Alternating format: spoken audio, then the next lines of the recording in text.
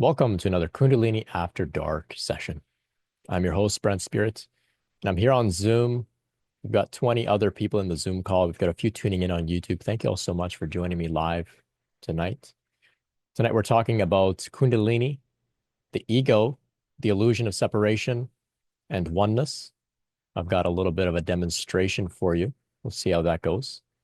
And then we'll open the floor for others to share about their experiences as well. We'll take some questions from the group. We'll share some responses and we'll open the floor for others to share their wisdom, their experience, maybe some resources as well. We'll see where our conversation goes. Thank you to all those that have offered a donation at any point. I really appreciate it. It allows me to do this, as well as to those that offer any engagement online, like subscribe, comment, ratings, all of that kind of stuff. It goes a long way. I really appreciate it. So if you're listening to the recording in the archive, you can join us for the next Kundalini After Dark session. The link is in the description if you'd like to register.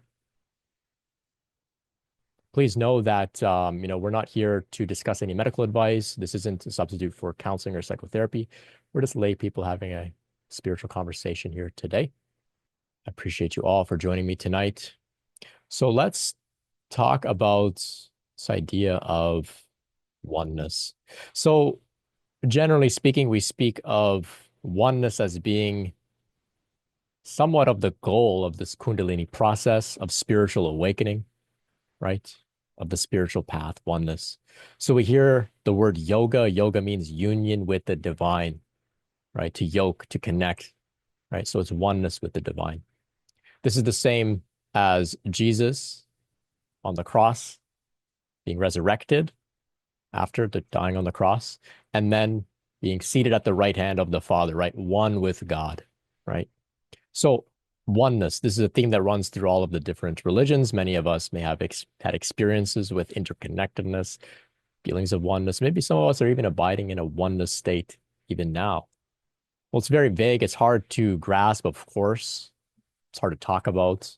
It's something that needs to be felt and experienced directly, but we can try and get at it in a little bit of an intellectual way at times. And that's what I'm going to attempt to do tonight.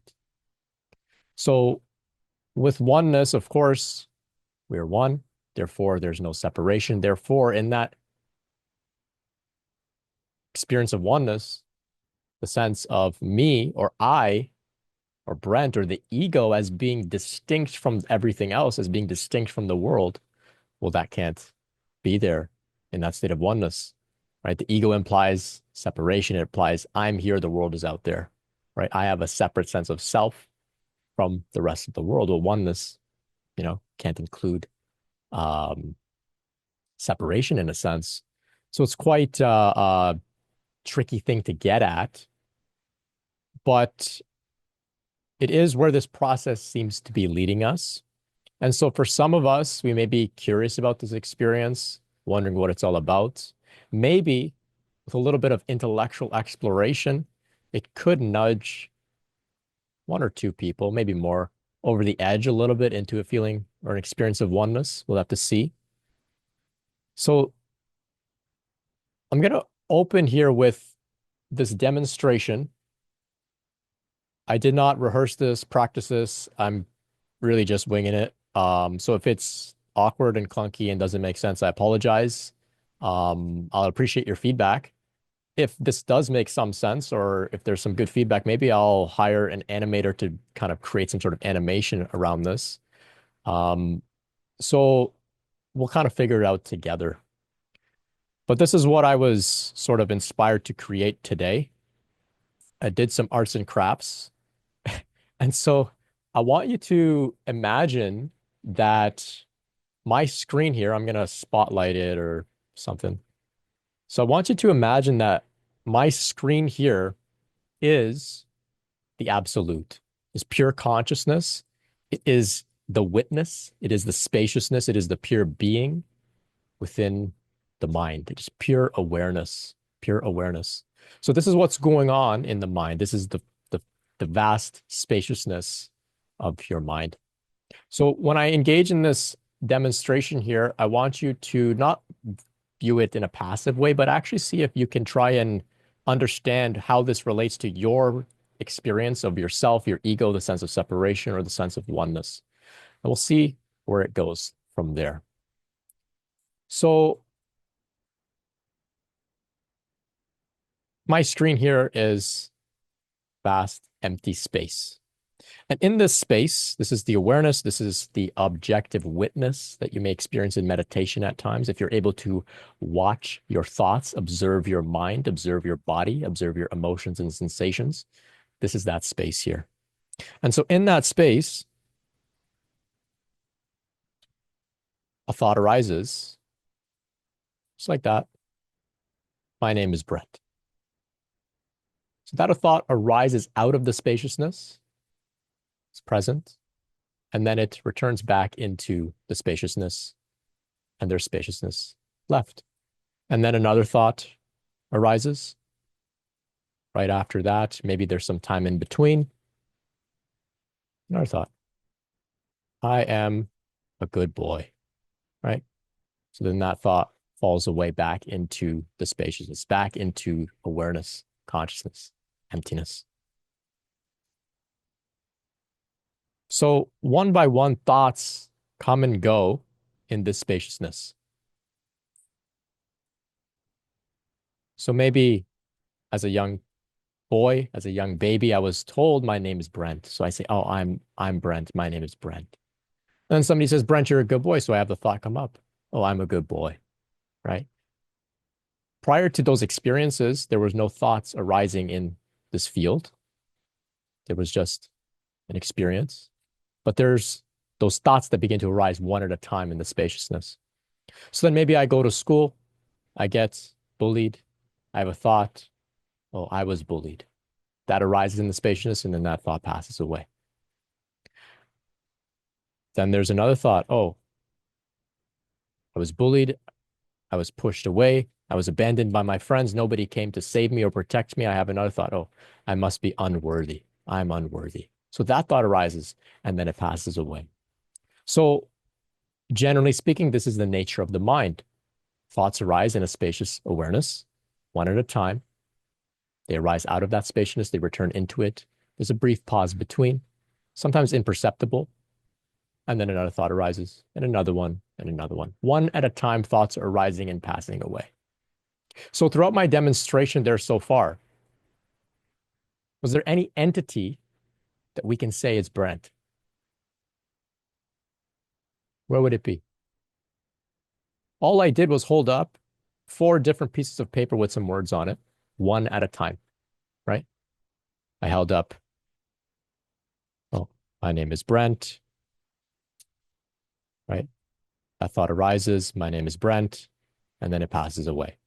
And there's this pause, there's a spaciousness, and then another thought arises, oh, I was bullied. And then that falls away. So where's the ego there? Where's the entity there that we can say is actually Brent? Where can we point it out? Where can we grasp it, right? There is none, not at all. So why then is there a belief in one, right? This idea of a separate entity called Brent. Well, around each of those thoughts, I have some red ribbon here, right? So my name is Brent. There's some red ribbon there. And this ribbon here represents an emotional charge, an emotional charge. So that emotional charge kind of causes that thought to be held as a belief, right? So even though the thought arises and passes away, because there's an emotional charge there, it kind of lingers. It lingers, and then it's connected to another thought. You know, my name is Brent, and there's an emotional charge connected to I was bullied, right? So now we're seeing that there is something connecting these various temporary thoughts arising and passing away one at a time, which is an emotional charge, right? So I'm a bad boy, I was bullied, I'm a good boy. All of these different emotional strings are connecting these various thoughts. And what happens then is we can hold up this together and we can see that there seems to be some sort of sort of connected entity here, right? This circle, this pentagon, whatever shape this is, right? This seems to be what makes up the ego, right? The emotional charge holds those thoughts together in a state of contraction where it appears to be one solid, persisting sense of self, one solid, persisting sense of identity, which is separate from the rest of the world, right? So then Brent walks around in the world thinking that he is this conglomeration, this shape of thoughts and emotions and beliefs, and therefore I'm separate from the world, right? So this is how the ego forms over time. Now, I've just held up four or five different thoughts. A person has countless of these thoughts. Some of them are also nonverbal, incredible emotion around that. Those thoughts are not only just arising in the individual, other people, society, the world is also reinforcing it and saying, you are Brent, you are a good boy, you are a bad boy, you were bullied, you are worthy, you are unworthy, right? So the world is also reinforcing it. And so what happens is over time, these millions of thoughts, all with an emotional charge, get kind of just really compacted and create that illusion of a separate sense of self. But really, all that's been ever going on in a person's mind is one thought arising at a time and passing away, right? So with Kundalini awakening process, how does it bring us into a state of oneness? Well, it begins to clear us of the emotional charge that's connected to all of these thoughts. So this is why you may begin to experience emotional purging or purification, right? Your body may begin to shake to discharge the emotional energy that has been stored in the nervous system, which is fundamental to this illusion of a separate sense of self, right? So as the Kundalini moves through our system, it's going to bring up all of these emotional charges, all of the beliefs that we have used to justify how we are separate, why we need to be on offense or defense, how we were victimized by the world, how we may be unworthy, how we can possibly be abandoned, right? Abandoned by others because there is an other out there, right? So if there was no other, if we're all one, how could you be abandoned, right? How could you go through a dark night of the soul if God is all there is and you are God and God cannot abandon you and leave you? Where would God go? There's only oneness here, right? So the Kundalini moves through our system and it begins to stir up all of these emotions to discharge them. And so I've got a pair of scissors here. So it begins to snip away at those emotional charges, right? So now even just there, I snipped one and now we don't even have a solid shape anymore. We just have a line with some piece of paper, a line with some strings on it, right? And then of course the Kundalini will snip an emotional charge there. And then you just have a thought not connected to anything, right? It's been discharged emotionally. It arises, it passes away. Then another thought gets snipped, right? Rises, passes away. Now there's no more entity, right? I can hold these up like this. They're not connected. There's no shape there that we can say that's Brent. That's me. That's I. That's the ego. So that's how Kundalini brings us into a state of oneness. It expands that contracted illusion of it an ego, and we can see it for what it really is. Mostly empty space, just with some thoughts arising and passing away, one at a time, often with a pause between. There's nothing continuous there. There's nothing persisting there. There never was. It was just an illusion. It was just an illusion.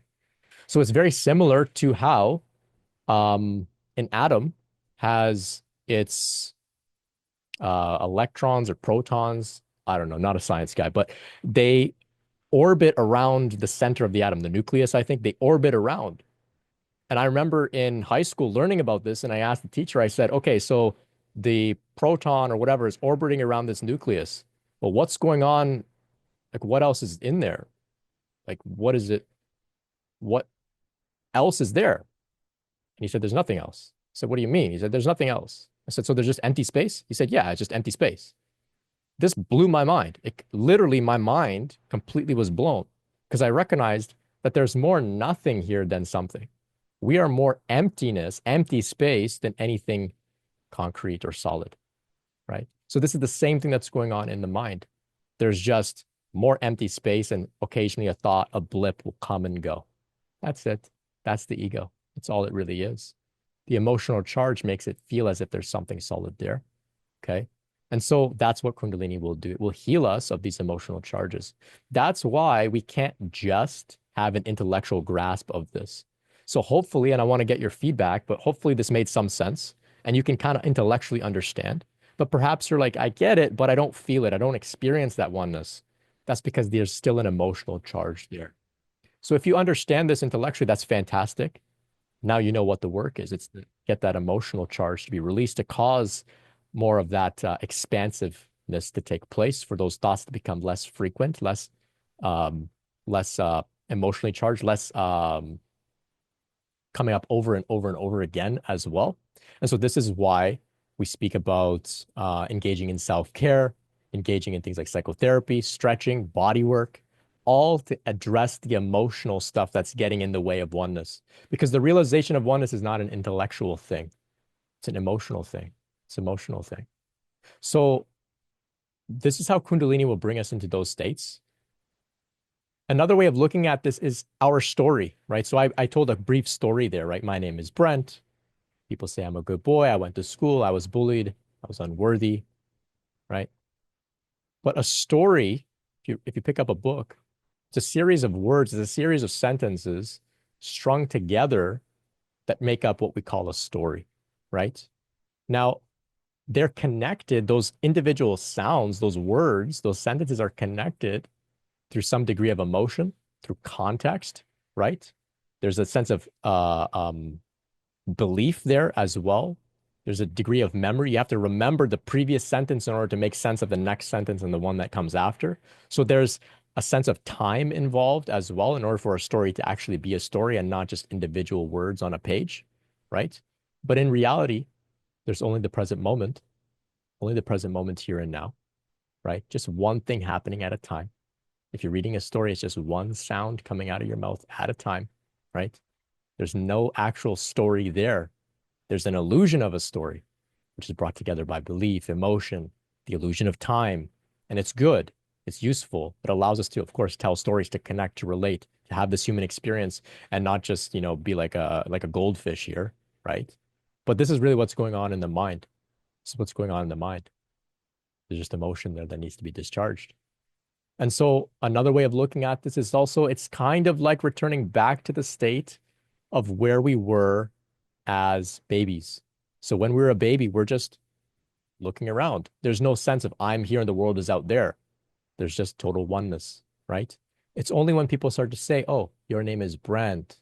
My name is mom. My name is dad. Then we start to say, okay, I'm distinct from mom and dad. Oh, and then this happened to me. People said I'm this, people said I'm that. Then we start to weave together this story. So, in one way of looking at it, the Kundalini process or the spiritual awakening process is just undoing that story so we return back to the natural state that we always had when we first came into this world as babies before our ego was formed, right? So, occasionally we can get glimpses of oneness. We can see through the illusion, right? Psychedelics can do it, deep meditation practices, spiritual practices, yoga practices, being in nature, sexual experiences, traumatic experiences, extreme sports. These things can put us so deeply present in the moment that we can actually have these peak experiences where we see beyond all of the sense of separation. We see through that emotional charge. But for some, it can be temporary. And as those experiences fade, then we return back into the illusion of separation. But that's okay because having a glimpse reveals, okay, I see this is valid. It makes sense. I had that experience. I know what I'm working towards. Then we know, okay, now I've got to just go and continue to do my emotional work, to do my shadow work, to address this body, to address this nervous system, right? So this is where spiritual practice becomes more important, actually. So some people may have what we may call an awakening experience where they see beyond the illusion of separation. They see beyond their ego, right? In Zen, they may refer to this as Satori or a Kensho experience, for example, right? May call this an awakening experience. Maybe in Buddhism, they refer to this as a stream entry, this attainment of stream entry, when one sees beyond the sense of self, right?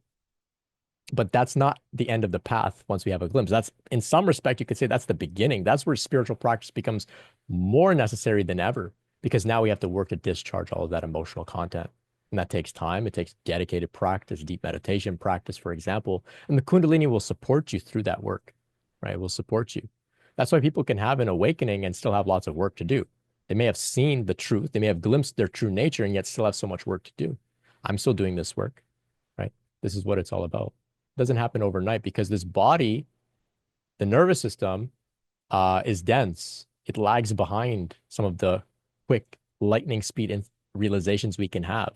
The body lags behind a little bit. It takes time, right? We can't rush it. We have to slowly chip away at that emotional energy there, right? So it happens in stages, it happens in phases over time. Sometimes it can get a little intermittent. You can get into oneness states a little bit more easy as you advance on your path. Maybe if you're engaging in deep spiritual practice, maybe you're in a sort of a retreat environment where you don't have other people reinforcing a separate sense of self upon you. You're just by yourself. Maybe you're in nature, for example. But then when you go out in the world, you go to work, you have to kind of get back into the sense of separation to operate, right? So this can make it a little intermittent at times. It can be frustrating, but eventually you come to realize that the aim isn't to return to being like a baby in a state of oneness, just kind of looking around. The aim is to know that it's all one and yet still somehow paradoxically be able to put on the mask of the ego and not wear it so tightly, right? It gets a little bit thin, if you will. And you can use it to function, but you recognize that it's just a function to get by here. And it's not something you take seriously because you know it's not you. You know the true nature is that you're one with God and that's all that there is, as is everyone else. But you also recognize that you came from that pure consciousness, that pure spaciousness. You came out of that. You manifested here in this world, in this particular body, right? With an apparent sense of separation to have an experience here. So that's what we're here to do. But you don't have to believe yourself to be that separate sense of self so strongly, because of course that is what leads to suffering, right? That attachment leads to suffering, right? So this is the same sort of thing that goes on in Buddhism. For example, they have the tenet of no self, anatta, right? So as I described here, no self. Then there's anicca, impermanence, right? So a thought arises, passes away. Another thought arises and passes away. They're impermanent. So anicca, impermanence. There's no self there, anatta, right? However, if you cling to these thoughts and you believe yourself to be them, if there's attachment, then that leads to suffering, dukkha, right? Because the attachment to a permanent sense of self, a persisting sense of self, leads to suffering because it contradicts impermanence, because there's nothing that's consistent at all, ever. Everything is in a constant state of flux, dancing, moving. Nothing persists here whatsoever, ever, at all. There's just an illusion of it. So there's impermanence there, and then there's no self.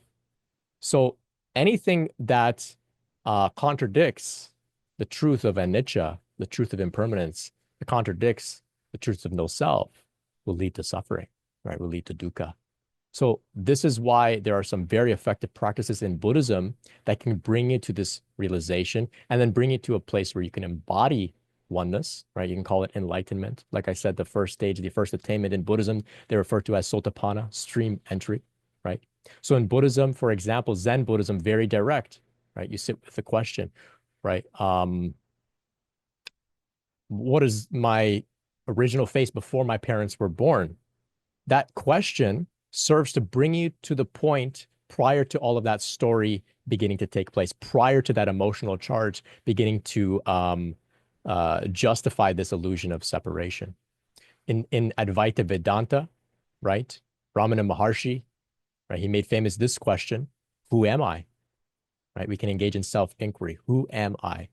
And we ask that over and over and over again with a sincere dedication to really find out the answer. And what one recognizes is that we're not these thoughts. I'm not a bad boy, or, my name isn't Brent. It's the space within which these thoughts are arising. That's really who we are. This space here, this spaciousness, that's what they call the true self, the capital S, right? You can call it God, you can call it consciousness, source, whatever you like, right? So that's another way that we can get there.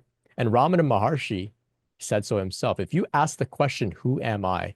And you come to realize the self, well, then the Kundalini will rise on its own, right? So that's why some people have what we may refer to as a top-down type of awakening, where they have these realizations of oneness on the level of the mind. Their ego gets blasted open, And then their body begins to catch up with that experience. Call that a top-down awakening, right? So maybe in Zen, people have these types of experiences through Advaita Vedanta, self-inquiry, for example, these very masculine approaches that approach the path on an intellectual level. Then there's what we may call loosely a bottom-up awakening, where people have their energetic awakening taking place in the body prior to having this realization of oneness, this realization of no self or egolessness on the level of the mind. So their body begins to clear all of that emotional content, to clear all of the emotional charge. And then eventually, sometimes even gradually, it's not even a big flashy moment. It's just very gradually one realizes that they're in a state of oneness. And they can't exactly say when it happened. It just kind of happened, right? So there's two different directions that the path can unfold, right? For me, I had a very masculine approach. I wanted to know what is true, what is my true nature. So I sat in meditation. I was asking these questions: Who am I? What is true? What is my true nature? And then it dawned on me. There was a pop. This expansion in my mind took place, and I recognized, oh my gosh, I don't exist. There was never a consistent entity called Brent there, right? And then over time, my body had to catch up with that realization, which brought all sorts of emotional purging and purification. It was all sorts of challenges, very interesting and but trippy, but difficult. So this is why some may describe already coming into these states where they feel oneness, where others say, I don't really feel that. Sometimes it happens in all different directions, but ultimately this is where the path is leading.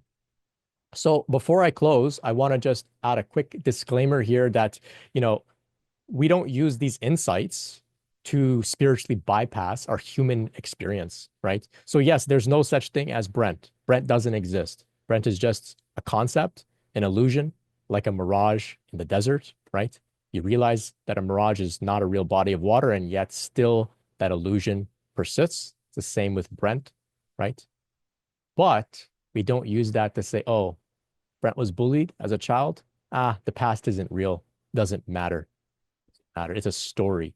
No, no. We still honor that experience because this body has belief that it was real. And this body holds pain. It holds the trauma of those experiences, right? There's an emotional charge there. And so we honor that. So we don't use these concepts to justify overlooking our humanity. We don't use it to say punch another person in the face and to say, oh, you don't exist. You don't have a sense of self. We are all one. Therefore, you can't complain, right? That's identification with separation if you're complaining that you got punched. No, no, no, not at all. So, of course, I know that many of us understand this, but I have to share this because some people have these realizations and then they start to trip out. They start to say, oh my gosh, nothing is real. This is all an illusion. I can do anything I want. No, no, not at all. It is an illusion, but the experiences we're having are quite valid. Pain is real. And so we're here to, offer compassion along with these very sort of stark, dry intellectual realizations about the nature of reality and oneself, right? We want to merge it with love in the heart, merge it with love in the heart, merge these masculine head-based realizations about the mind and the ego, merge it with what we feel in our heart, because oneness isn't just this intellectual thing. It's actually a feeling as well in the nervous system. It feels calm, feels safe, feels peaceful, feels loving, right? So we want to merge these two realizations together and then live from that place. This is where the path is leading. This is the work that we have to do. So I hope that this made some sense. I look forward to your feedback. I want to hear from you all, see if others can relate to what I'm sharing here. Maybe you have some questions. I'm going to do my best to respond and open the floor for others to respond as well. They can be questions about what I've shared. They can be just shares about anything related to spiritual awakening in general. Maybe you've got something on your mind. You want to take our conversation in a different direction. You're more than welcome to. So I'm going to open the floor up. Let's see what comes up for everyone. If you're listening in the archive, we've got some links in the description. Free courses. You can join us for the next Kundalini After Dark meeting. We have the Kundalini Q&A meetings. Check it all out. As well, KundaliniAwareness.org. You can find a directory of licensed mental health professionals with Kundalini experience there to support you. Appreciate you all for tuning in today. Let's see where our conversation goes. Nina has a question here. Brent, what do you suggest as far as a meditation technique? How do we know what is going to work for us? Yeah, so this is a good question. Generally speaking, For those with awakened Kundalini, I suggest simply setting aside some time and space to allow and observe whatever's going to arise. So the Kundalini within is intelligent, and she will meditate you. She will teach you how to meditate. She will bring you into meditation already. And if that's not happening, well, you can just allow and observe whatever is happening, right? Maybe that's thoughts coming and going, arising and passing away in the mind, sensations on the body. It's a very effective meditation just to simply allow and observe.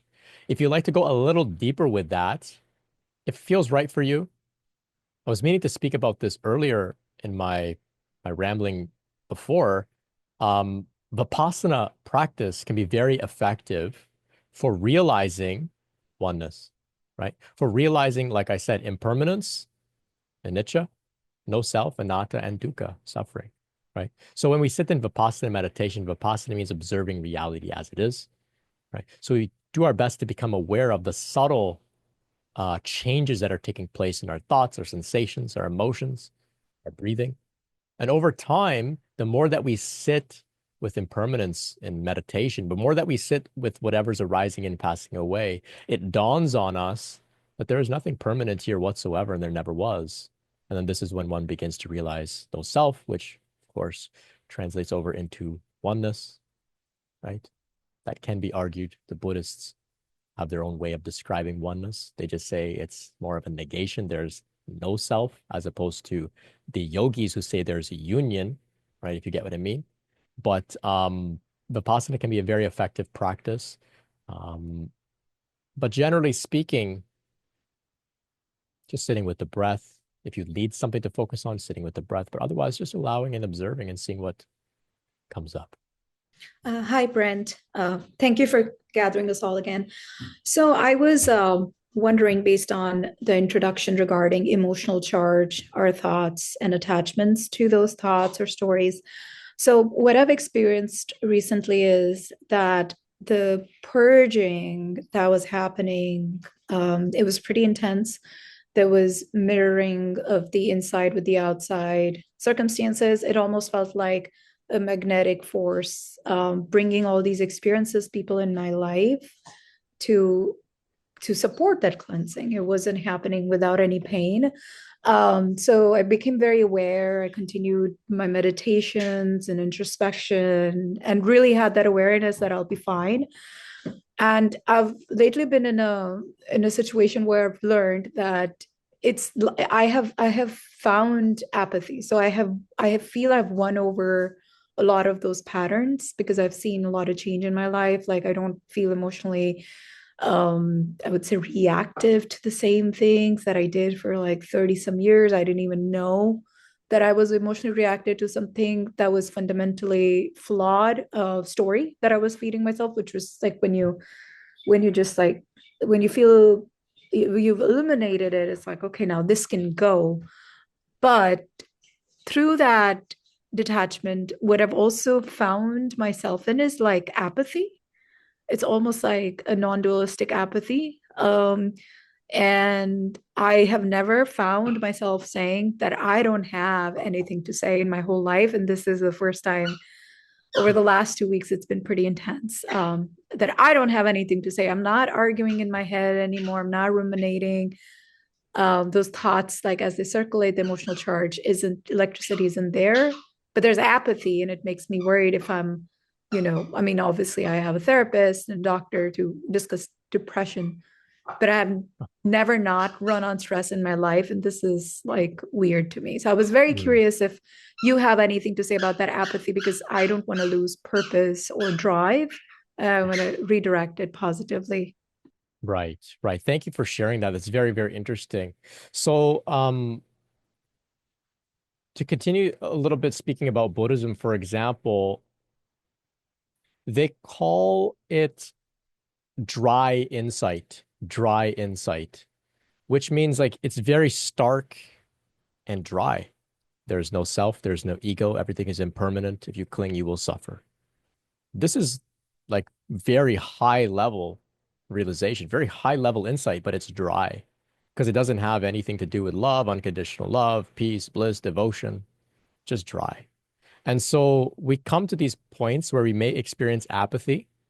Some practices, some traditions are a little bit more geared towards this type of dry insight compared to others. Fortunately, we are not locked into a particular tradition or approach, and we can mix and match and sort of craft our own path. So, yes, you're experiencing some apathy, but you're aware of it. You don't want it to be the case. And so there are other things you can do. So you can begin to engage in heart-based practices.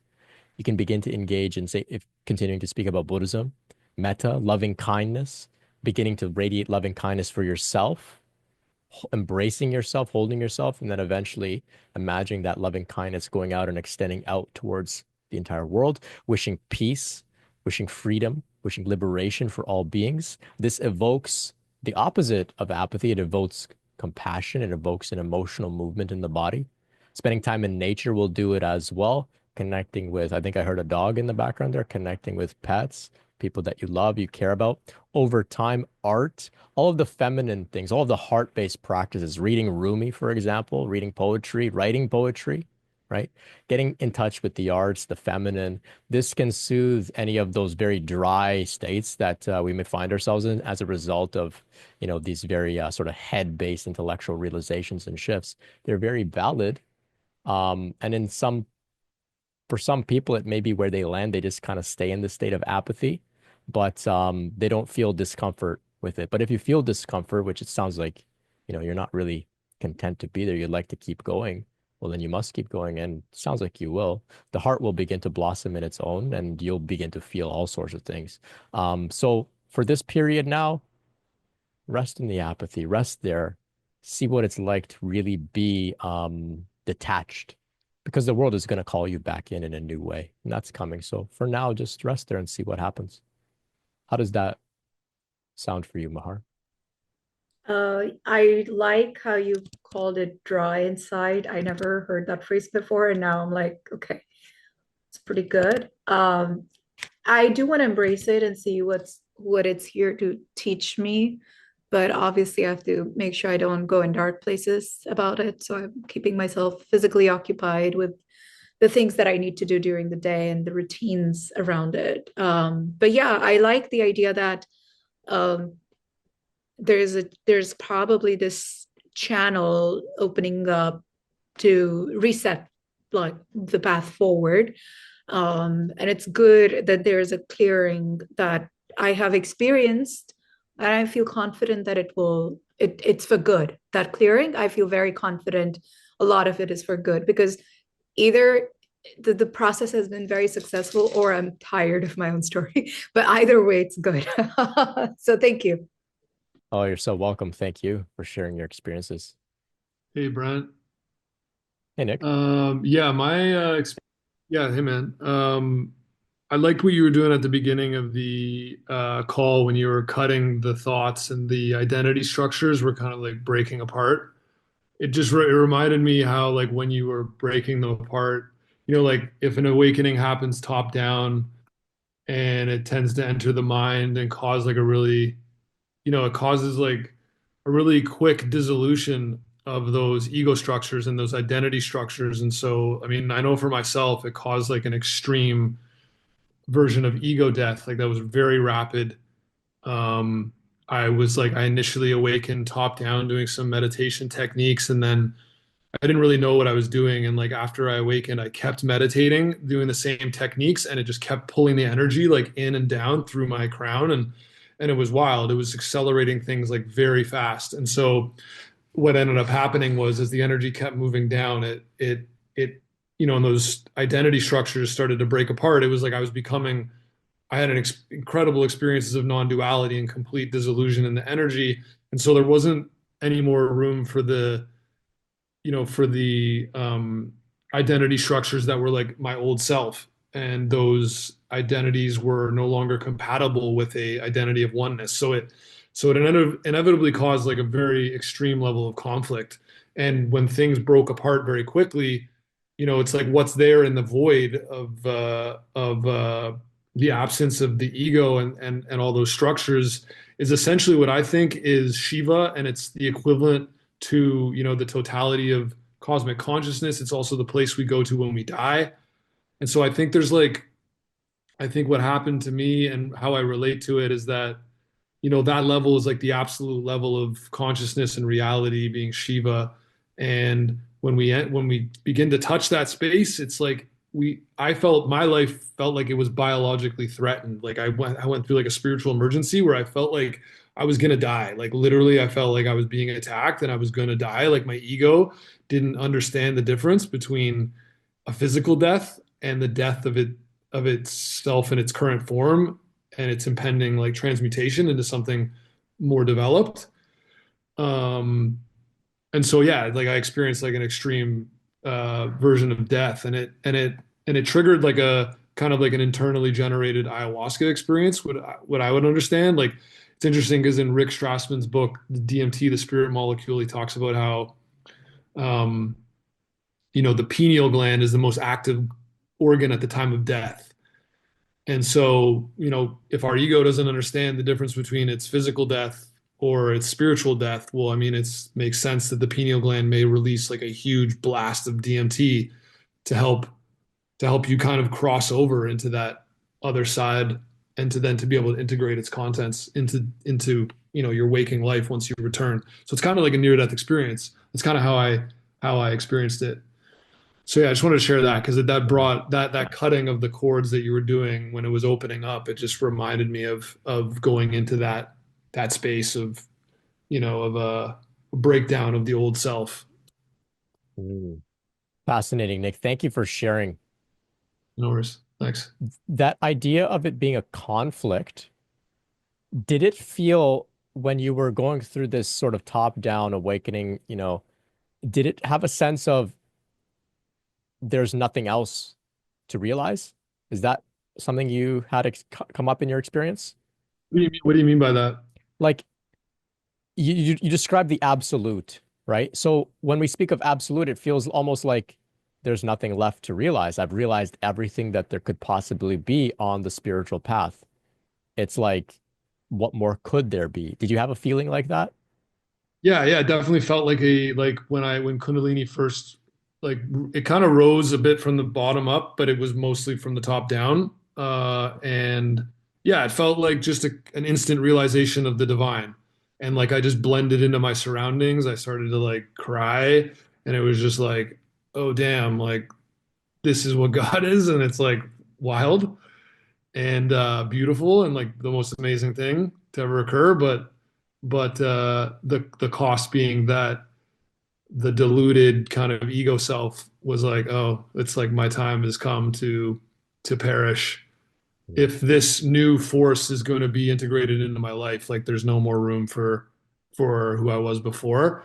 And I wasn't prepared. So I mean, I guess like people who are more, yogic masters and stuff, like Sadhguru talks about his enlightenment, but he had been doing so much work prior to that it seemed like once that occurred, it was like, okay, it was like he didn't seem like he had to go through much more work after that because he was so cleared already and prepared. Whereas like people in our culture, it's just like creates havoc because we're just so infantile when we like in a nice way, like we're infantile when we encounter the intensity of that force and like we're not prepared for it. And for me, like I was definitely extremely unexperienced and had no background, and it was yeah, it was wild. It was very intense. Yeah, we can relate. The same happened for me. I had this top-down type experience, this explosion within the mind, and it was like you said, really the realization of the absolute. It was like, okay, so all there is nothing, just pure consciousness, pure awareness.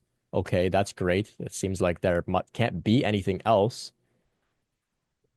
I might as well be dead. That's kind of what was going through Yeah. this mind.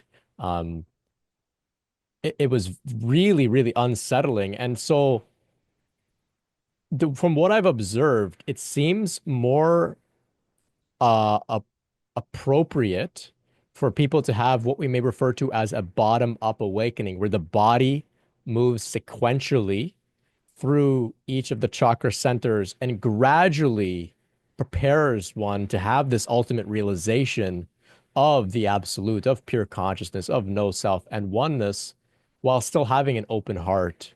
still having a body with that they can actually rest in. So sometimes people say, I haven't had this experience of oneness yet. My friend did. They're talking about everything is one. I don't feel it. And they can get a little distressed about that. Maybe feel a little jealous, maybe feel a little concerned. But I would say, no, no, don't be concerned because like what you're describing, Nick, I had the same type of thing. It's absolutely horrifying.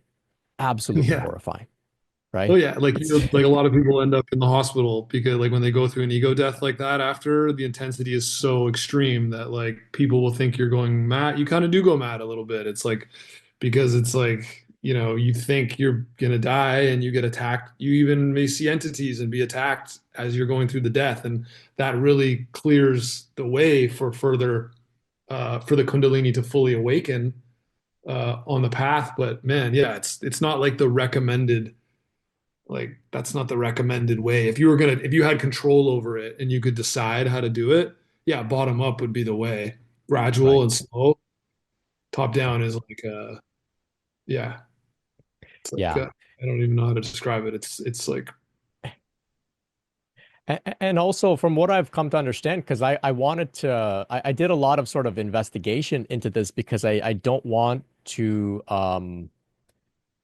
uh, have other people come to these similar realizations that are valid, but so uncomfortable and distressing. And so I started to look around and I said, okay, the Zen people, for example, there seem to be more of a top-down style of awakening, right? They focus on these koans on the level of the mind to see through the sense of self, to see through the ego.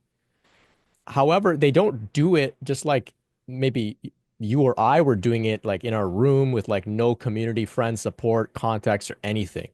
They do it in like a particular community where you have a teacher, you have things to do. You don't just try and blast your mind open. You also have to engage in whatever responsibilities around the community, which serve to get you grounded, get you in the body, right? Whereas over here, we're just like looking up meditations online, listening to some YouTube videos, trying them out and blasting our minds, and then nobody is there to say, hey, this is what you have to do next, or this isn't the final step, keep going, because it can feel like the yeah. final step.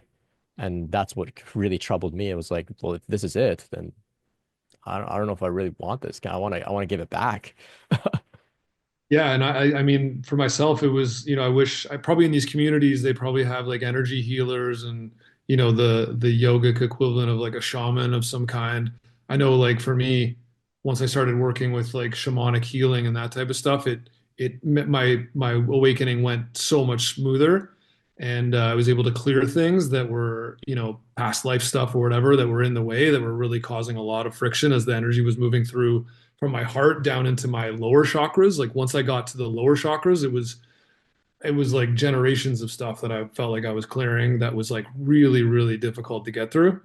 Mhm. So, yeah, I don't know, like having someone to help stabilize your energy and help you gradually move through it, whatever direction you're going, is I think essential. We just don't have those people at the center of our communities anymore.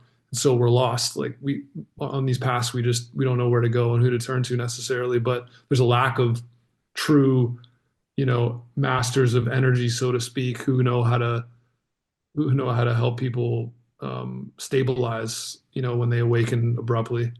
Right. Right. Well said. Yeah. Thanks. So no, thank you, Nick. This is why I don't really talk so much about the ego, no self, oneness, etc. Now and then it'll come up, but generally speaking, I just say let the Kundalini do what it's going to do. Support the process, surrender, trust, take care of your body, and you'll naturally come into these states of oneness, egolessness, right?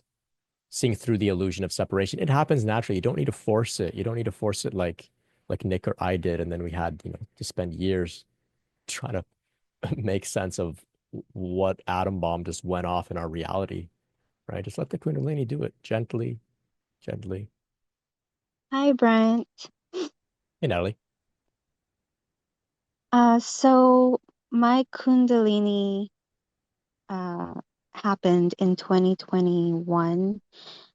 I believe it was because of a lot of trauma, and then shortly after I met my twin flame. Right now I'm at the point where I'm trying to still get used to my psychic abilities. I my strongest ability that I'm struggling with is clairsentience, and I still feel connected to my twin flame. And I just wanted to know, first of all, if it's true that we're always connected to our twin flame, because there are things that I believe, like in my energy, is not me. It's happening to me because of him, because Mm, of my clairsentience.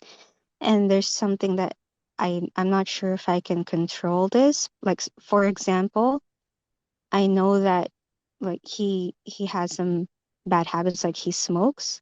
There are some times I'm not a smoker my whole life.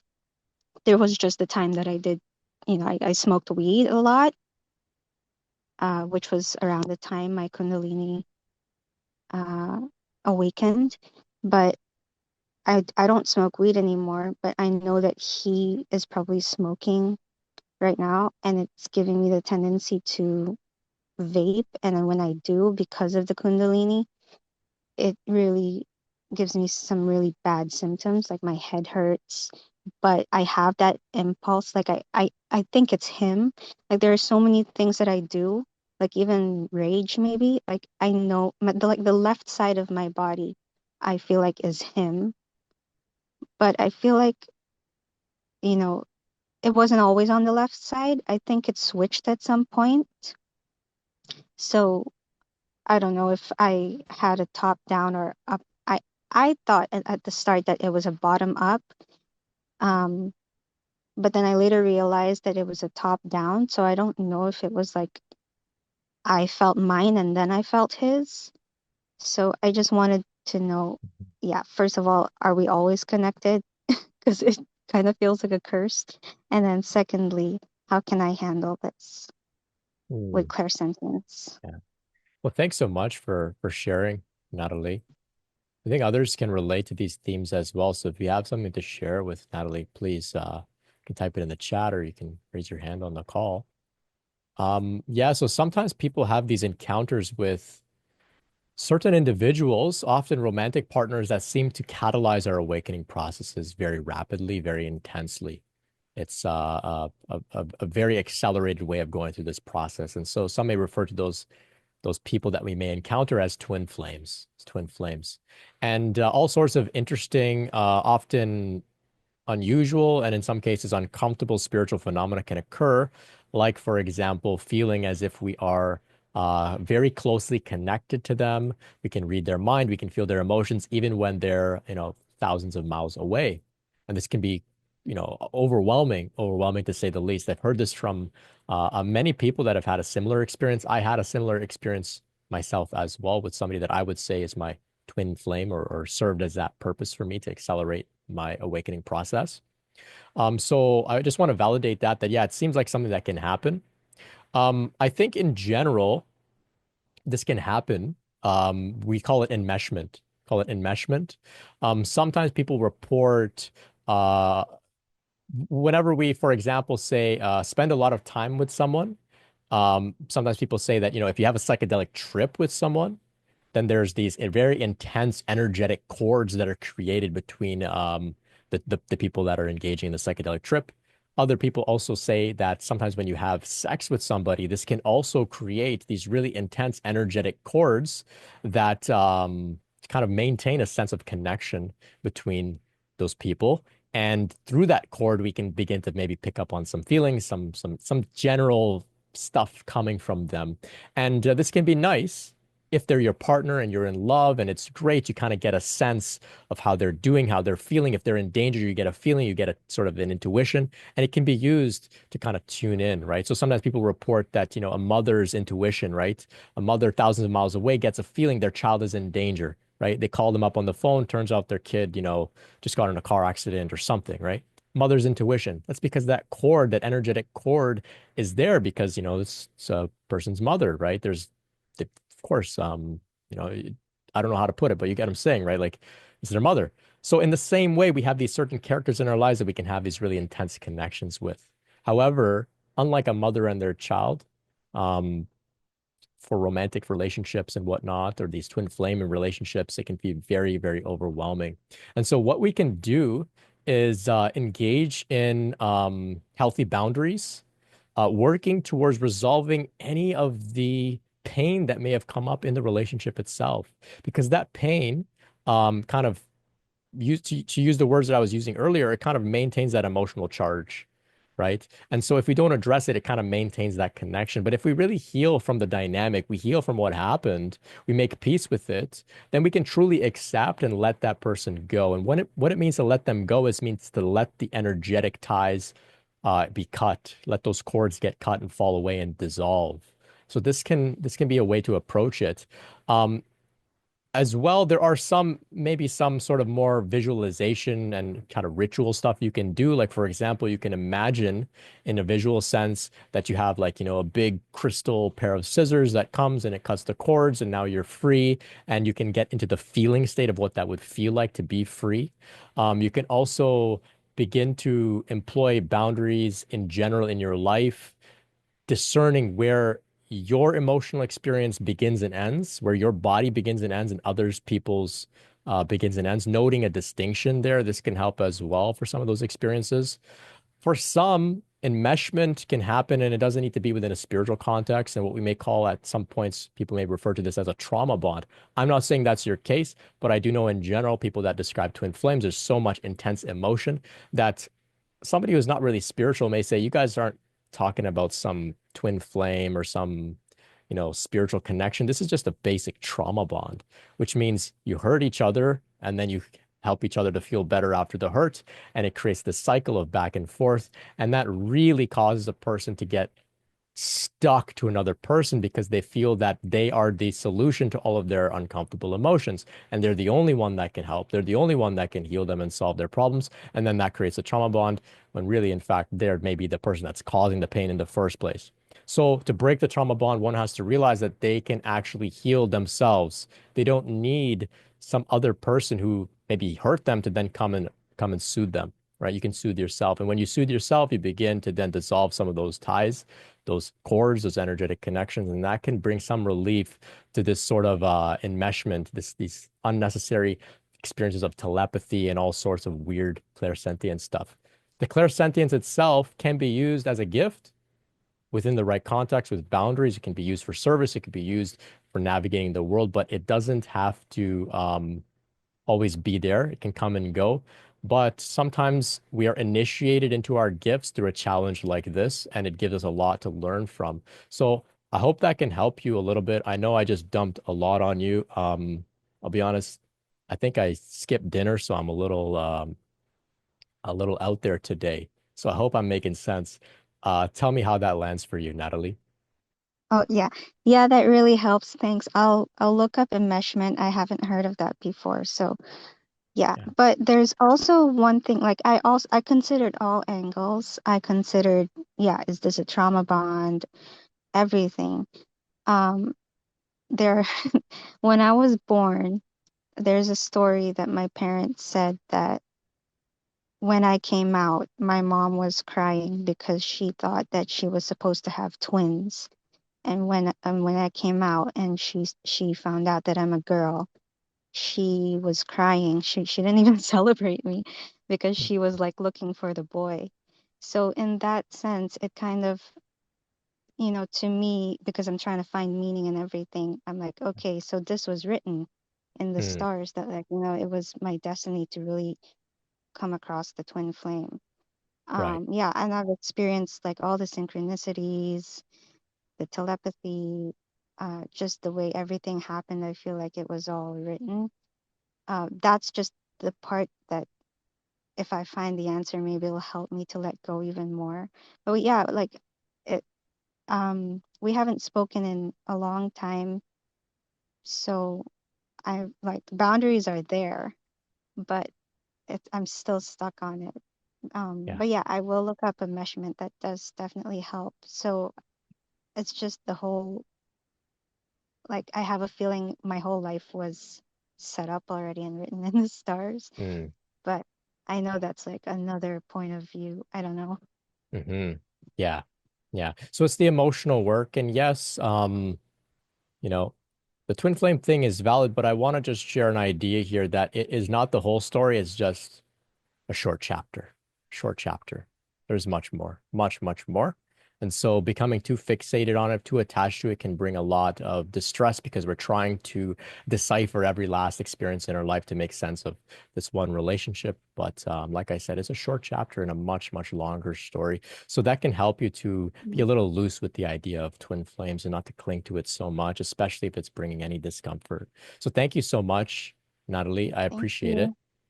Some are talking about cord cutting rituals to help sever the connections with people that we may feel enmeshed with. I think Mary Shutan has a cord cutting book. I think you can look it up. She has some material about cord cutting out there. She's a Kundalini person, really brilliant, really brilliant. Mary Shutan. So people are describing your karmic disconnection, different rituals and things. Also, this can happen spontaneously in meditation as well. So for me, I've had in meditation sort of visionary experiences of literal like cords getting sort of unplugged from my body and kind of dissolving and things like this. So it can happen like this as well. Um, Something to just be open to. You don't have to go and, pay money for cord cutters or whatever. Your body knows what to do. You just have to kind of set the intention and let it know, hey, it's okay. It's safe to let some of this stuff go now. Uh, Tracy has a question here. Is it possible that those of us who have experienced the bottom-up spontaneous awakening may not experience the oneness in this lifetime? Red Pill Queen shares here. I wonder this too. I think I get worried about losing my sense of self. I had temporary oneness, I think a few times, Satori or Samadhi, briefly. Nothing bad happened. It was blissful. Anything hive mind or engulfment, I resist though. Yeah. So is it possible that we begin our Kundalini awakening process, but it doesn't culminate into an experience of oneness in this lifetime? I think so. Yeah, I think so. I think many of us have had Kundalini process in many, many lifetimes, and it takes lifetimes to go through this process. Uh, with that said, I have a bit of a suspicion that at this time on the planet, things are very accelerated. I think there's a high likelihood that many, many people will have significant culminations in their process leading to these experiences of oneness. Um, Nothing to worry about, to think, oh, maybe it won't happen to me. It's going to be dragging on for lifetimes. Don't worry about that. Don't think like that. Engage in serious, dedicated spiritual practice. Make use of the time here in this lifetime. Um, Sit in meditation, devote yourself to the divine, to God, pray, chant, take care of your body, contemplate these ideas that we've been talking about, oneness, impermanence, connection, union, yoga, feel, like Naima was sharing, feel, right? Whether it happens in this lifetime or another, it doesn't matter because the work continues. We have to get the work done anyway. But I have a feeling that many, many people will begin to experience these states more and more as we go through this sort of, ascension on the planet. We are ascending into states of oneness. That's really what we're doing here. Hugo shares here in the chat. For me, I feel like a toddler being pushed in a pram by Shakti, observing the world without my story and how it really is, not through my filter. It feels as though my walls have been torn down, so there is no siding with anyone. The universe has no sides, therefore it cannot take any side. It is a container for all. I kind of feel like a soft shell crab without a protective layer or shell. I guess without this shell, one becomes the light of the world. Beautiful. I love that. I love that. That ties in a lot of themes today. Being in the pram, Shakti, the Divine Mother, experiencing no sides, the oneness. Amazing. We'll hear from Naima in a second, but let's hear from EE. EE's question here was, what is the burning heat, Kundalini, that people mention? Yeah, so some people will report feeling significant heat in their body throughout their Kundalini process. Sometimes very early on in the process, it's pretty common. Sometimes people will share about it being there in the lower back, right? The tailbone area. They feel like immense heat. And the heat can't really be soothed by, and anything really. It's internal heat. It seems that heat is actually necessary for the Kundalini, the prana, the life force to begin to move in a more active and amplified way to begin the Kundalini process. A certain degree of heat is necessary. So that's why these ideas of hot yoga became a thing, right? Because yogis would cultivate heat with pranayama practices and things like this to stir up enough life force or whatever for this process to begin. So sometimes it just begins to happen on its own. Certain foods that we eat can also stir it up as well. It can be pretty uncomfortable. Surrender, doing what you can. Maybe some gentle stretches as well may bring some relief. Um, Maybe I don't typically recommend it, but if somebody's having a lot of heat, engaging in alternate nostril breathing, nadi shodhana, which is a form of pranayama, alternate nostril breathing. This may serve to regulate some of the temperature fluctuations in the body. So if you're having a really hard time, you can experiment a little bit with that and see how it feels, and don't push it if it doesn't feel right, but just see what comes up. I think it was Jiddu Krishnamurti that described feeling immense heat throughout his Kundalini awakening process. I think he would jump in the river to get relief, and nothing would bring any relief. So at least you're in the company of a great wise man like Jiddu Krishnamurti. If you're feeling some heat, hopefully it doesn't last too long.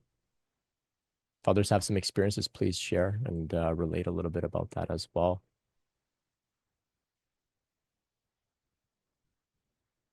Let's hear from Naima. All right. Hello. Um, so I don't know how this is gonna go, but I'll just try to explain as best as I can. About I don't know, maybe like I would say maybe like last year or even earlier this year, I can't recall. At some point in time, I remember you, Brent, speaking about like positive and like negative emotions and like labeling them as such and understanding that, they're all one, and they're all, here to help you and support you. So I kind of took that with me because I had a feeling I would need that sometime in the future. Okay.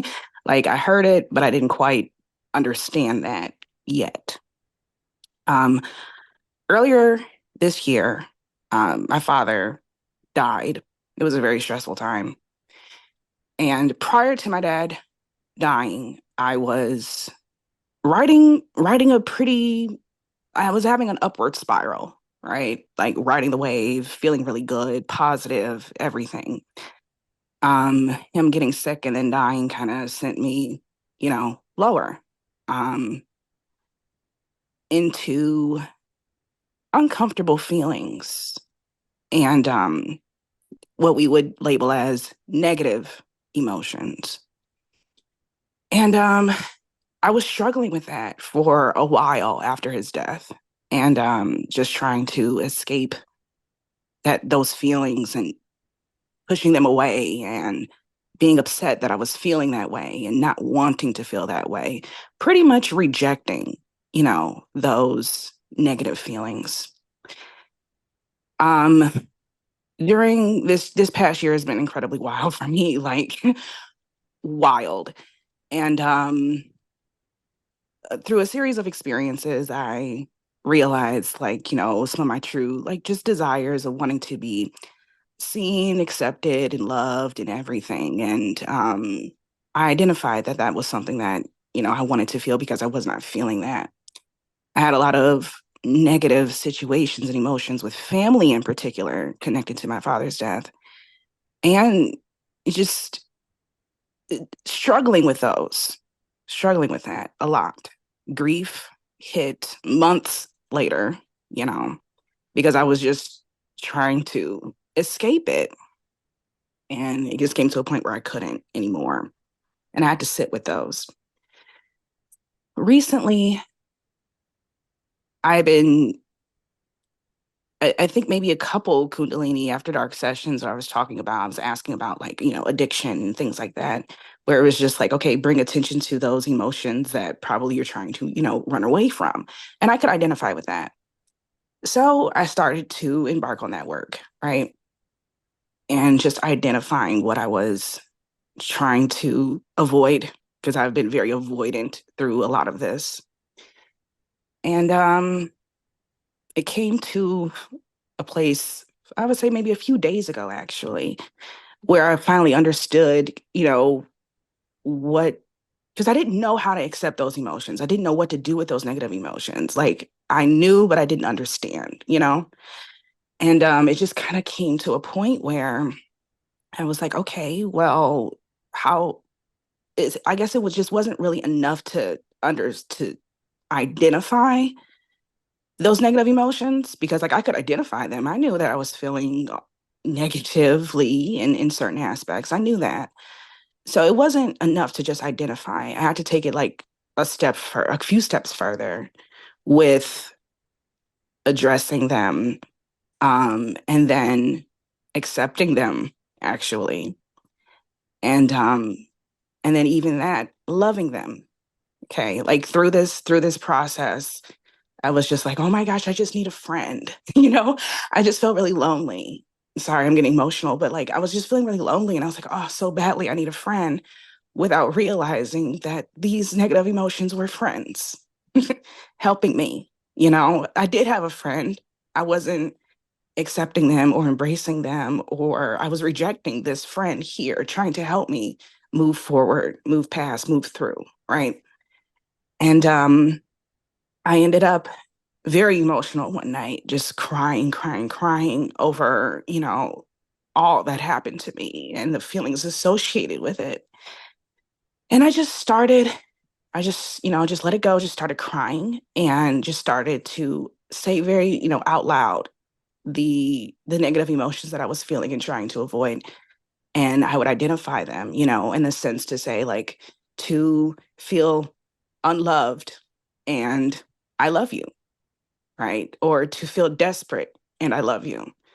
And just, to feel guilty and I love you. Like it's it's okay. It's all one. The duality is there for a reason. It's all one. It's still pointing you, in the direction in which you need to go. The freedom or the emotional freedom that you're looking for. These are indicators. These uncomfortable feelings are indicators that like you need to address these things. Okay. It's uncomfortable, so you can address them. And so as I'm just going down the list and I'm sending love to these emotions and gratitude to these emotions, and I went on, I don't even know how long I went on for, just repeating it until towards the end, there were no more tears. I felt strong in it as I was identifying, sending love and gratitude, saying thank you. I just felt stronger. The tears cleared up. And I realized like, it's okay to have those aspects. Like it's not shameful, because it felt such shame in it. And it's like, no, it's okay. It's human. It's all one. It's here with me. It's not going to go away. Negative emotions are going to come up, and you address them, you thank them. And so like as I throughout, like since then,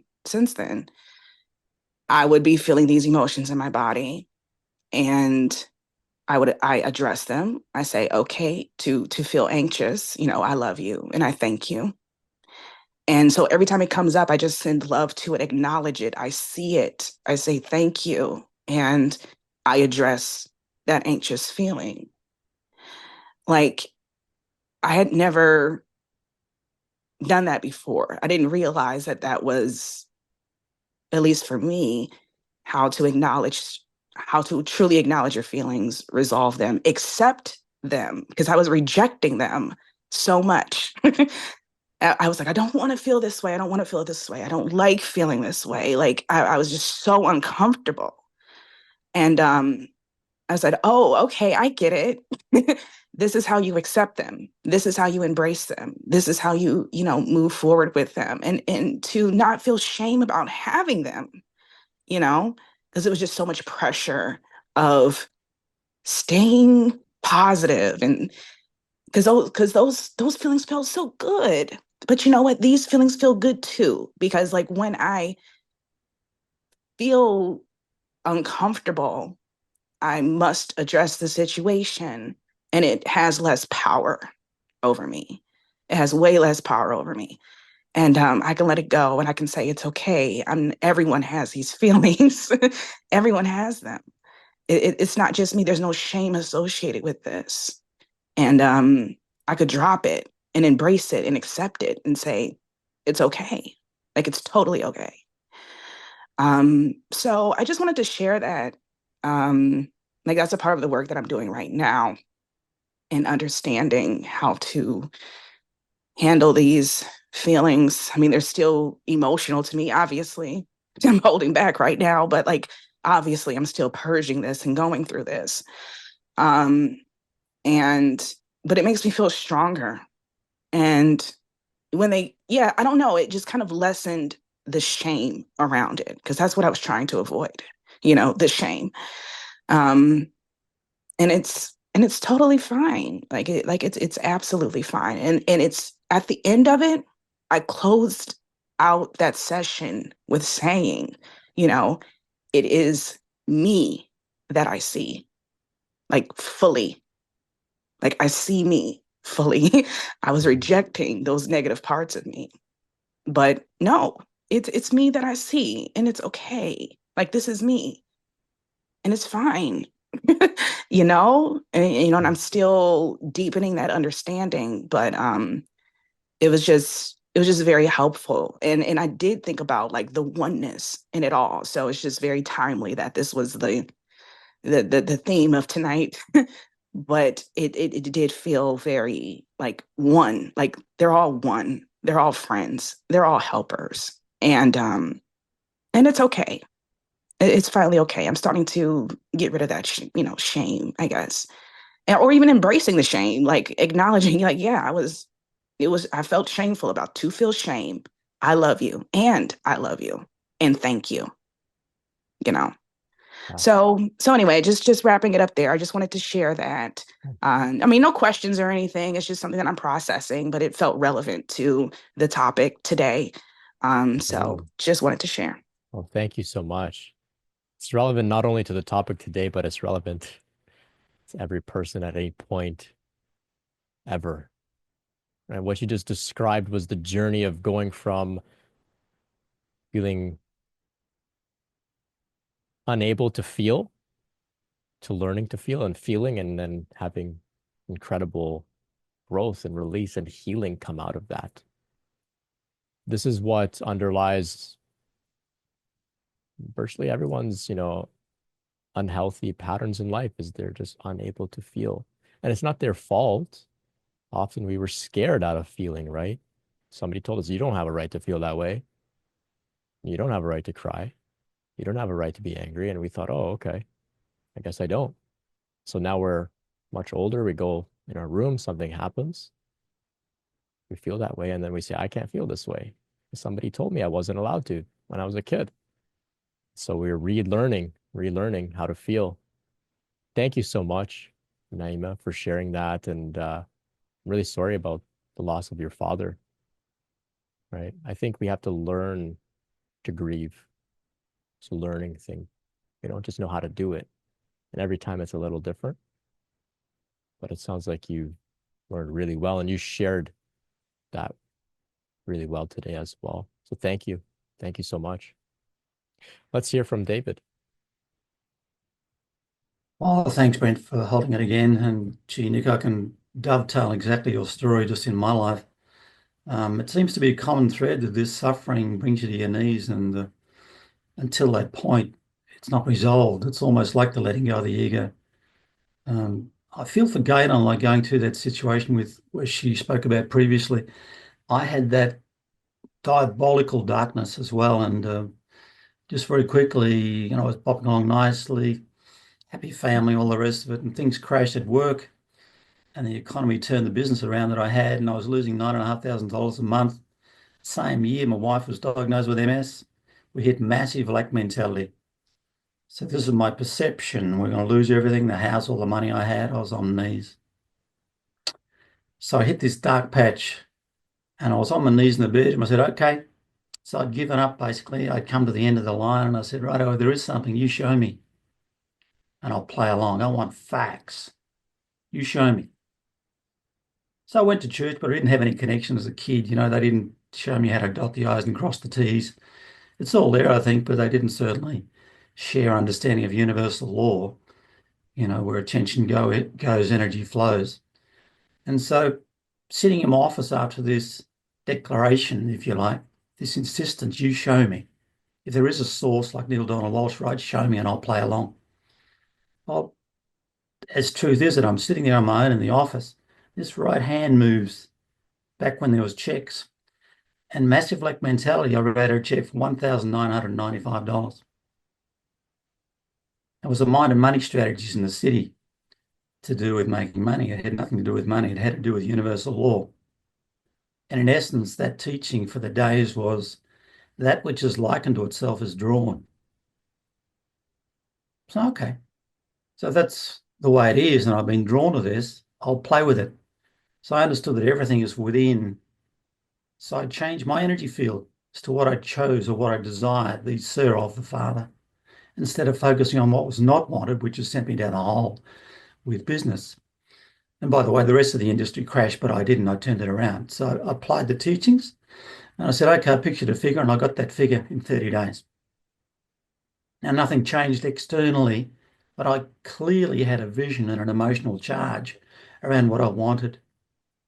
So it showed very clearly that we're fractals of the whole. This I am, the awareness, which is our true identity, is a powerful creator. From thought form to particleization, matter. And that was a beautiful lesson for me. So it pinged along for years after that. But simply, we've been given free will, and that comes from a source of unconditional love. So we have simply the singularity of awareness, which is the divine spark, the fractal of the whole, the perfect whole self. And where we place that creates, because whether we're aware or not, we are creators, divine creators in this realm, in this duality, which is giving us the beautiful foundation of experiencing more of who we are, which I think is what it's all about. So I surrendered to source and spirit or source, divine Shakti, Mother, Ma, whatever you choose to call it, I don't think it really matters, showed me as I surrendered out of ego into divine essence, or hit the frequency of that with love, which is a beautiful coherent wave in the blueprint. That's where it comes. So I totally surrendered with an open heart. I left everything else. I dropped the duality. I said, okay, I'll give up. And everything changed. So I realized Hicks talks about momentum. You know, and here in Western Australia, we've got iron ore trucks, and I think there's 286 carriages on each train. They carry 116 tons, and that's about 30,000 tons, and they're a mile and a half long. When that thing gets going, it's very difficult to stop until you have a focus on turning it around, at least stopping it and changing the focus, sending the awareness somewhere else. This is all it's about as far as I've experienced, if it's worthwhile for anyone else, especially for Galen, who really hit me the other week. It's within us. If we change our field and change our energy and focus on something else, the desire is a serving or a blueprint to create further, more expansion and evolution. So it's the jumping off place. So the wholeness or the yin and yang, the perfection and the beauty of it all, from the light to the darkness, is evolution. You know, if the room was all white, we had white chairs, white walls, I'm white, you're white, you wouldn't be able to recognize ourselves. So this reality of duality gives us this platform, perfect platform, to discover more of who we are. And from that, I just went more and more to the boss, to Shakti, to Divine Mother, and multiple realms opened up in meditation. The other 99% of what's out there opened up. And so that's available for all of us. We're all born with a pineal gland. as we've discussed before, it opens up with love and it connects to the other frequency. Here, channel 9's on 182 megahertz, channel 10's on 209 megahertz. It's that simple. Everything's energy. So if you're sitting in meditation, love is the frequency that takes you up. You join that frequency, and there it all is. Be still and know that I am. That's all I did.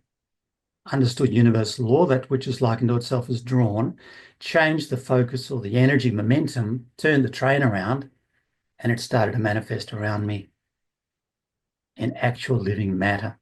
People, places, circumstances, events, money, love, I don't care what you call it, companionship. It's all energy. And it's within us, the field that we emit. The universe always says yes. So thanks, Brent. Just thought it was worthwhile sharing. Absolutely worthwhile. So inspiring, David. Thank you. Thank you. Yeah.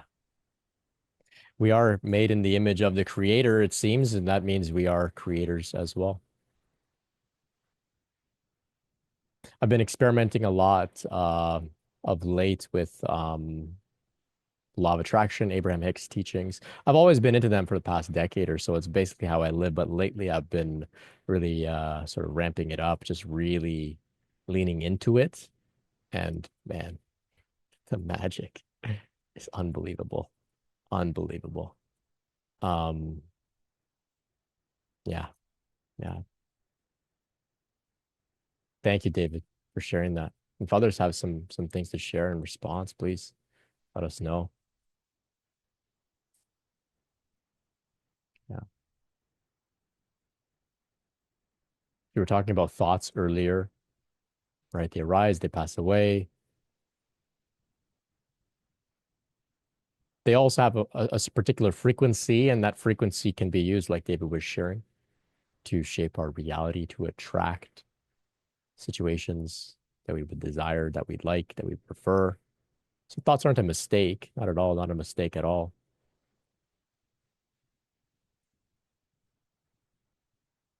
Let's hear from Tom.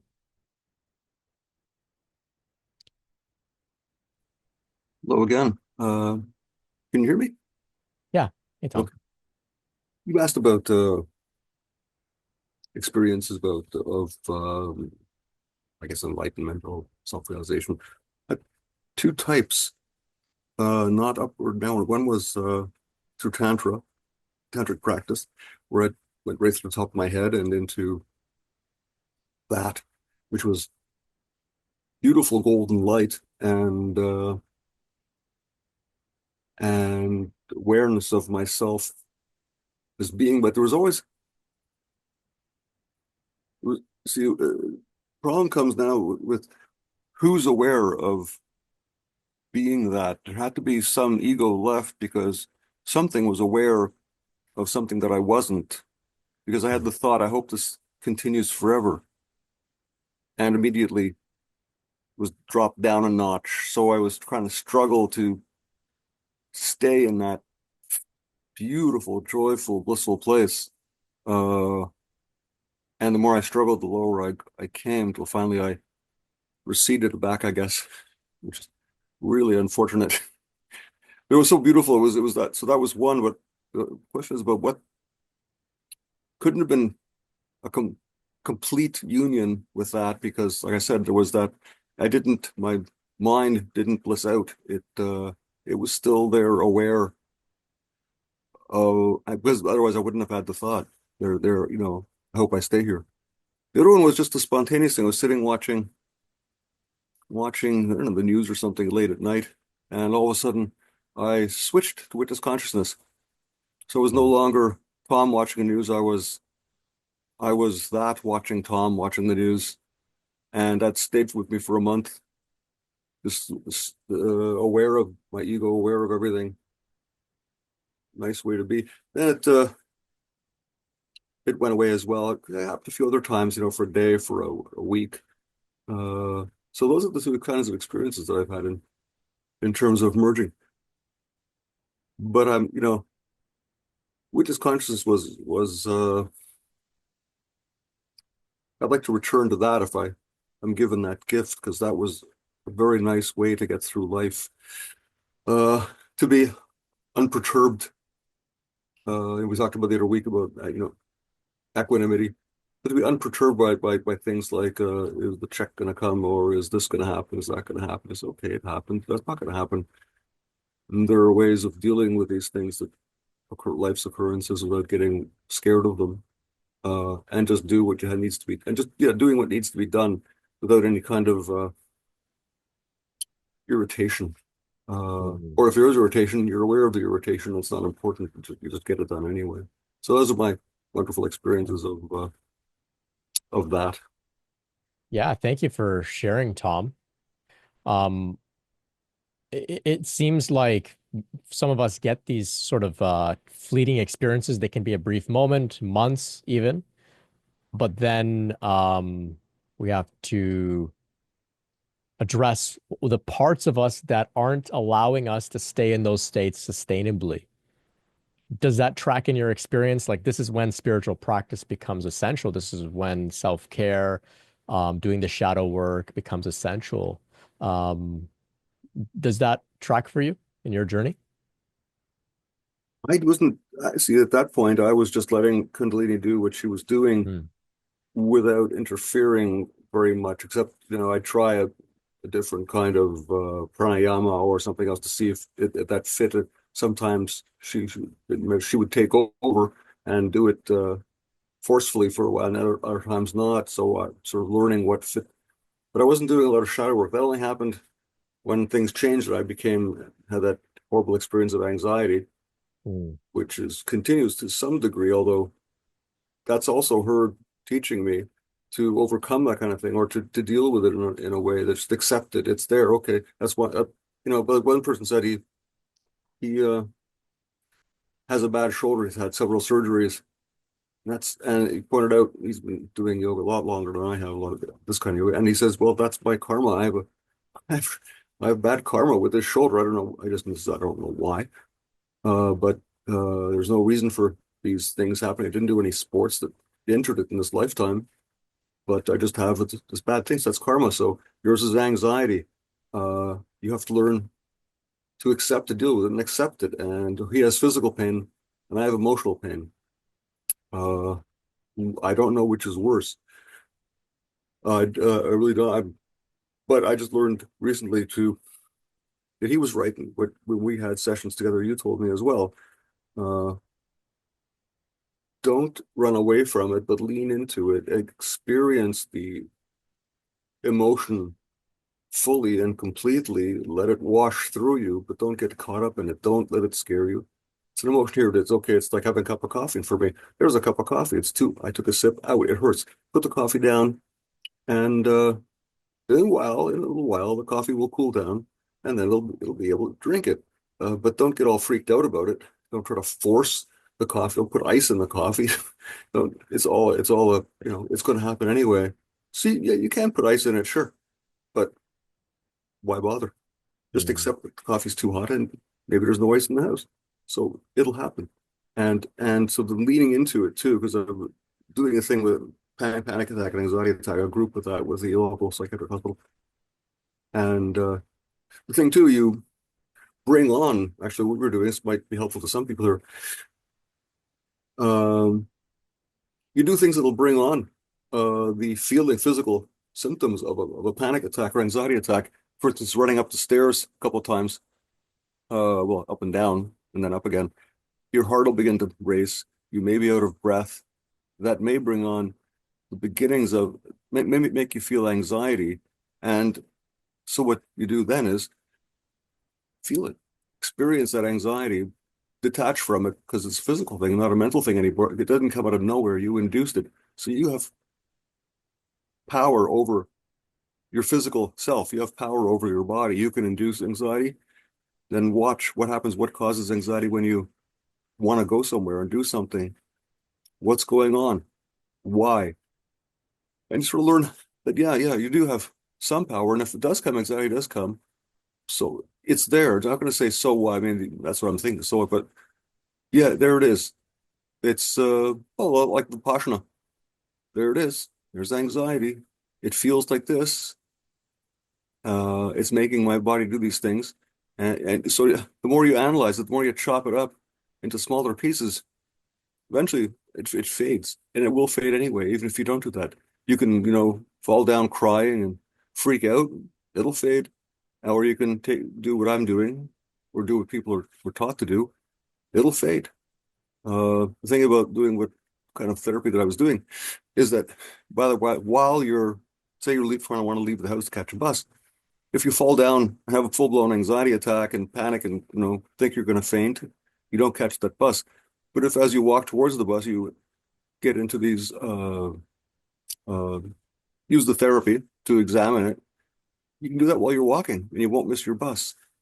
It depends on how you want to respond to it. Really, we do choose our responses to a great degree. Not in everything, certainly not, when it comes to illness and where it's really how we respond to things that sets our day up for success or failure. Anyway, enough about me. Well, thank you. Thank you, Tom. Welcome. This is echoing some of the themes Naima was sharing as well. To Oh, just feel it, right? To just feel it. Yeah, let it wash over you. I completely agree. At some points, we do have to open ourselves up to experiencing some of these uncomfortable emotions. But I want to just put out a bit of a disclaimer there for some of us who have, significant trauma histories. There's no need to induce uncomfortable states for you to work with it. If you're kind of interested in that type of thing, it's best to work with a therapist who can be there to support you. Because, yeah, if you kind of stir things up, a lot can come up at once and it can be very overwhelming. So just keep that in mind, just to stay safe. But otherwise, thank you, Tom. It's really great. Let's hear from David. Oh, thank you, Brent. I found it interesting that Richard talked about anxiety and these symptoms as messengers, basically, that we're not in alignment with our higher self or our natural joyous calling. And that's which the self or the soul is wanting to express. And that really resonated with me. The other thing I wanted to mention with momentum, if we focus on these things so often, they become deeper and deeper and more of a program.